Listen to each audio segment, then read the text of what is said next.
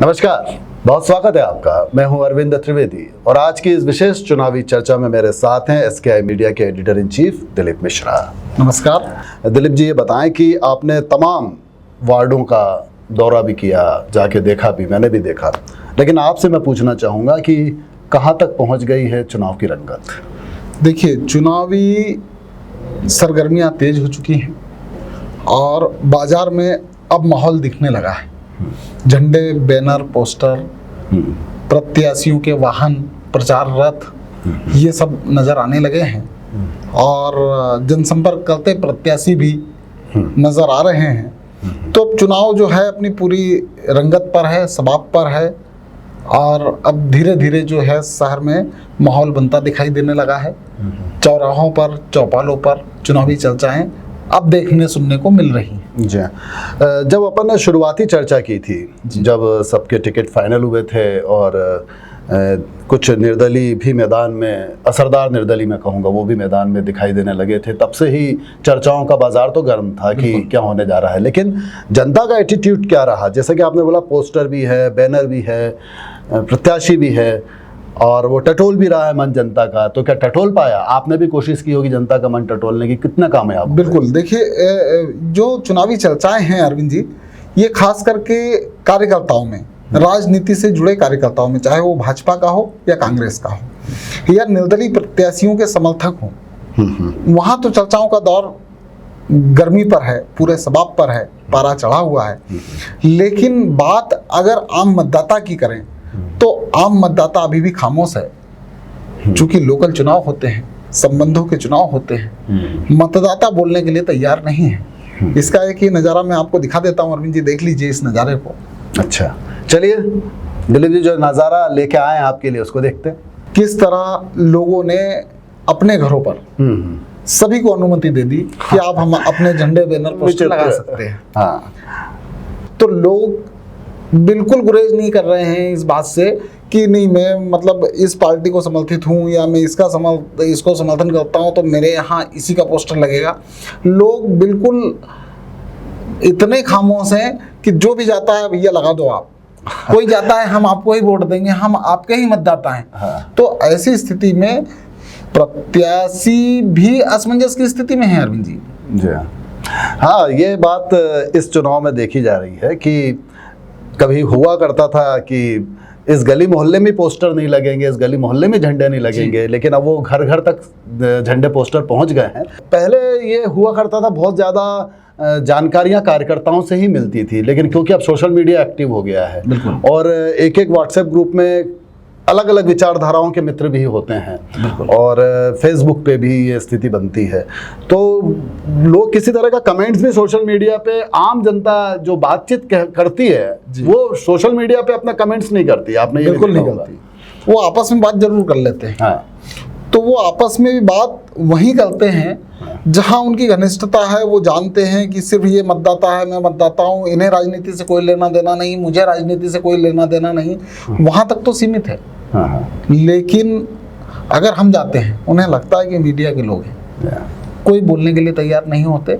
और सबसे बड़ी बात यह है कि इस बार जो देवास में जिस तरीके से दोनों दलों ने प्रत्याशियों का चयन किया है, तो हालात ऐसे हैं कि दोनों तरफ से ग्रहणियां हैं और नगर निगम की सत्ता की चाबी जो है वो महापौर पतियों के हाथ में ही रहना है।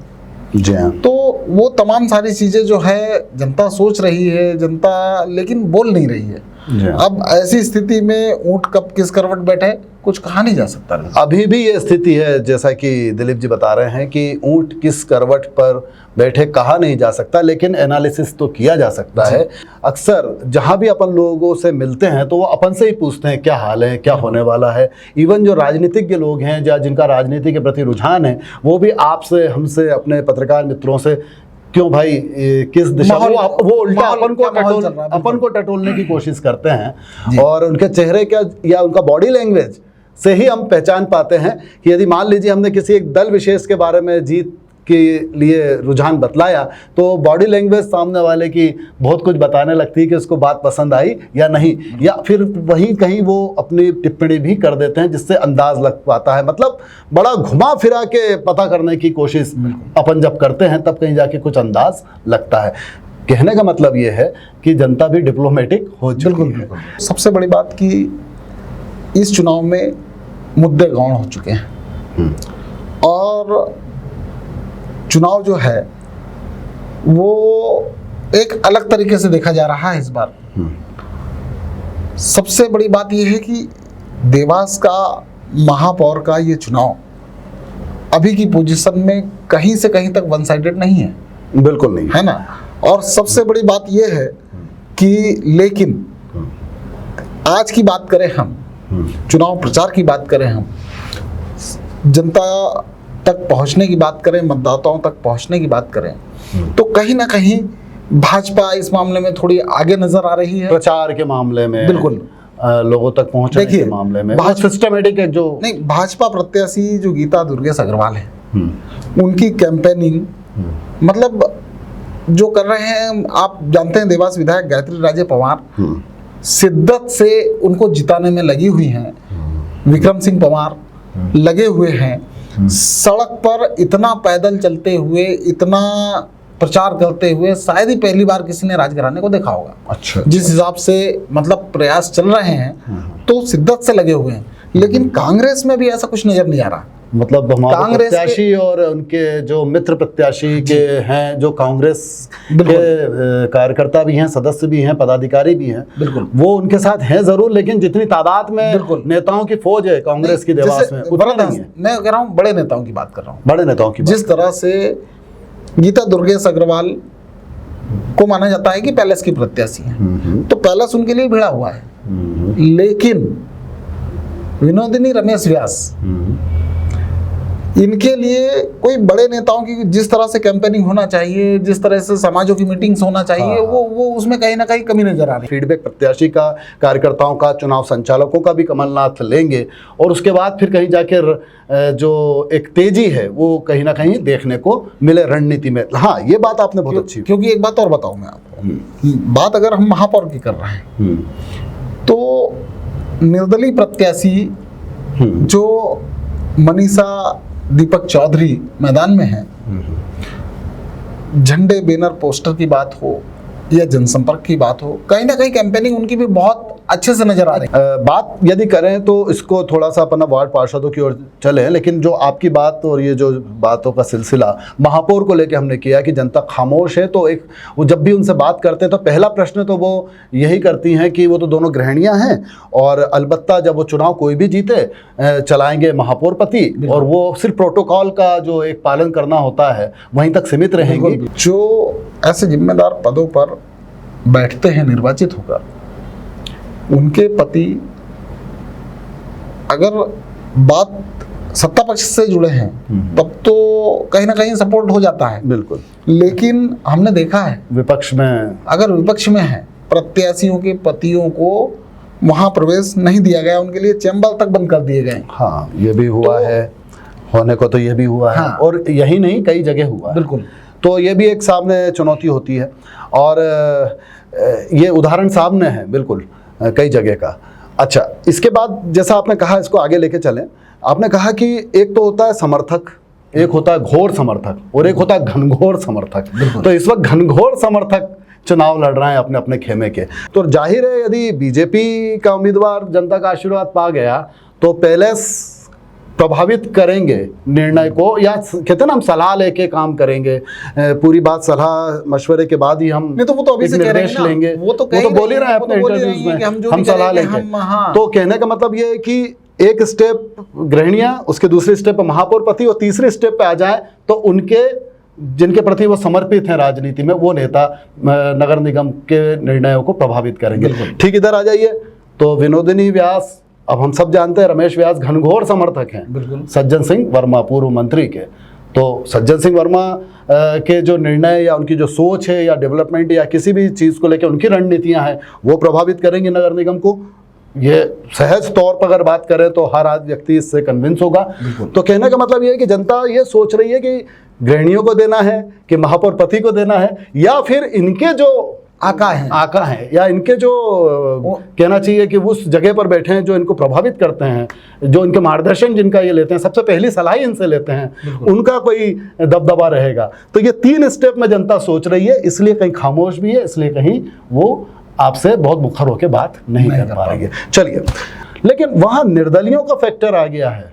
तो पार्षद जो निर्दलीय हैं, तो पार्षद क्या अपना चुनाव जीते, साथ में महापौर का भी प्रचार करें, या ऐसा कर रहे हैं, ऐसा दिखाई दे रहा है क्या आपको? देखिए अरविंद जी, निर्दलियों की बात की जाए तो देवास की पिछली नगर निगम परिषद की बात करें हम, तो उसमें 25 पार्षद जो हैं भाजपा के थे और 9 पार्षद कांग्रेस के थे और 11 निर्दलीय थे। बहुत बड़ा रोल अदा किया। निर्दलीय ने बहुत बड़ा रोल अदा किया था। और इस बार की बात की जाए तो इस बार भी जिस तरीके से हम वार्डों में गए हैं, तो कम से कम 20 वार्ड ऐसे हैं जहां पर निर्दलीय कहीं ना कहीं नतीजों को प्रभावित करेंगे, वो असरदार है। मतलब मैं ये नहीं कह रहा हूं कि निर्दलीय जीतेंगे, हाँ वो अनुभवी है, चाहे काम किया हुआ चाहे है। देखिए 20 में से 10 जीते, हाँ ठीक है ना, लेकिन वो दूसरे जो 10 हैं हाँ। वो कम से कम बाजी पलटने में या अपना प्रभाव दिखाने में कहीं ना कहीं कामयाब हो, निर्णय को इधर से उधर करने में कामयाब हो तो सकते हैं। इस तरह से 18 से 20 निर्दलीय प्रभावी हैं जी, बिल्कुल। और उसमें से जो मैं वार्डों में गया, विशेषकर उन वार्डों में गया और कुछ निर्दलीय प्रत्याशियों के अपन ने इंटरव्यू भी लिए, मैं जो देख के आया मेरी नज़र से, तो वहाँ पे लोग निर्दलीय प्रत्याशियों के प्रति भी सहानुभूति रख रहे हैं, क्योंकि उसमें से कई निर्दलीय प्रत्याशी ऐसे हैं जो पिछले 2-2 चुनाव जीत के उन्होंने काम भी किए, उन्होंने काम किया है। लेकिन व्यक्तिगत समस्याएं जो लोगों की होती है वो बहुत मायने रखती है। नगर निगम, नगर पालिका निगम, यानी नगर का पालन करने वाला निगम, बिल्कुल। और पालन में तो बहुत सारी बातें आती हैं। तो क्या आपको लग रहा है व्यक्तिगत तौर पे लोग पार्षदों से या नगर निगम से शिकायत कर रहे हैं? वार्ड में कई पार्षद ऐसे रहे हैं या कई जो अभी इस समय दावेदारी में हैं या इस समय चुनाव लड़ रहे हैं, कई लोग ऐसे हैं जिनके बारे में कहा जाता है कि वो अपने वार्ड की जनता के हर सुख दुख में खड़े रहे हैं, हर अच्छे बुरे में उनके साथ खड़े रहे हैं, लेकिन वो निर्दलीय हैं, चाहे निर्दलीय हैं। हाँ। कोरोना काल जैसी महामारी के दौर से गुजरे हैं, ऐसे दौर में जिसने जिसे सपोर्ट किया है, जो जिसके साथ खड़ा रहा है, कहीं ना कहीं भावनाएं वहां जुड़ी रहती हैं। ये बात आपने बहुत भावनात्मक कही है कि कोरोना काल में जिस व्यक्ति ने काम किया है वो तो इस चुनाव में कहीं ना कहीं एक बहुत बड़ा बिंदु है जिस पे लोग विचार करेंगे। हालांकि मैंने बहुत अच्छे से कुछ मित्रों से बात की, राजनीतिक मित्रों से, उन्होंने कहा कोरोना काल को हम भुना नहीं सकते, और ये बहुत अच्छी बात उन्होंने कही है। नहीं, वो चाहे ना भुना रहे हो, लेकिन लोग तो मतदाता जो है वो तो इस बात को सोच रहा है ना। हाँ, जो घरों में रहे वो अलग बात है, और कौन बाहर निकला ये अलग बात। कई जगह मतदाता वैसे नहीं बोलते हैं, मतलब खामोशी है, लेकिन जब उनसे आप प्रश्न करते हैं तो कहीं ना कहीं कोरोना काल याद कर लेते हैं, वो याद मतलब याद करते हैं, यानी कहीं ना कहीं उनके मन में वो भावनाएं हैं कि यार कोरोना काल में हमारे लिए कौन खड़ा हुआ था और कौन नहीं खड़ा हुआ। ये बात तो है, मतलब ये योजनाओं से भी ऊपर चला गया, क्योंकि योजनाओं में जैसे मैंने कहा आयुष्मान कार्ड बनवाना, लाडली लक्ष्मी के लिए काम करना, या दूसरे जो राशन गरीबों को मिलने वाला राशन, आवास योजना, इसके लिए भी अगर पार्षदों ने मदद की होगी तो वो भी काम आया। ये काम तो वैसे पार्षद का दायित्व भी है, हाँ, और पार्षदों ने लगभग सभी पार्षदों ने किया है। जैसे कि 2 साल तक परिषद नहीं थी, मतलब ये समय निकल गया, इस समय प्रशासनिक महकमा काम कर रहा था। ऐसे समय में कुछ पार्षद ऐसे थे जिन्होंने इस दौर में भी अच्छे से काम करवाया। बिल्कुल, वो भी बता रहे हैं, और कुछ जगहों पर कहा कि भाई मैं रहा नहीं, अब मैं क्या करूं, अब तो सरकारी अधिकारी सुनते नहीं हैं। कुछ लोगों ने इस तरह से बात की, और कुछ लोगों ने डंके की चोट काम करा।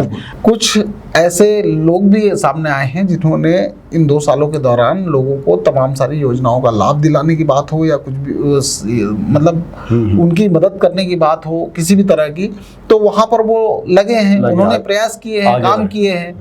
तो ऐसी स्थिति में उनको इसका फायदा तो मिलेगा। बिल्कुल। देखिए, बहुत प्रैक्टिकल चुनाव होते हैं। सुख दुख में कौन खड़ा हुआ है, किसने बात सुनी है, कौन देख के मुझे मुस्कुराता था, कौन मुझे देख के नमस्ते करता था, कौन मुझसे अच्छे से व्यवहार करता था। कुछ लोगों के लिए तो यही मुद्दा होता है, क्योंकि उनको किसी तरह का कोई बहुत ज्यादा काम नहीं पड़ता। आपने बहुत अच्छी बात बताई। मैं इस बात पे मैं आपको एक बात बताना चाहूंगा कि एक मेरी निर्दलीय प्रत्याशी से बात हो रही थी, तो उनका ये कहना था कि एक कोई मतदाता होगा जो जिसके उनके बहुत गहरे संबंध, लंबे समय से संबंध है। तो उन्होंने कहा कि यार वो मेरा बहुत अच्छा नजदीकी था, पिछले 10-15 साल से वो हमको मतलब अपना वोट देता आया है, और इस बार उसने अपने किसी व्यक्ति से चर्चाओं में कहीं कहा कि इस बार मैं इन्हें वोट नहीं दूंगा, इस बार मैं उधर जाऊंगा। हाँ। तो वो बात उन तक पहुंची।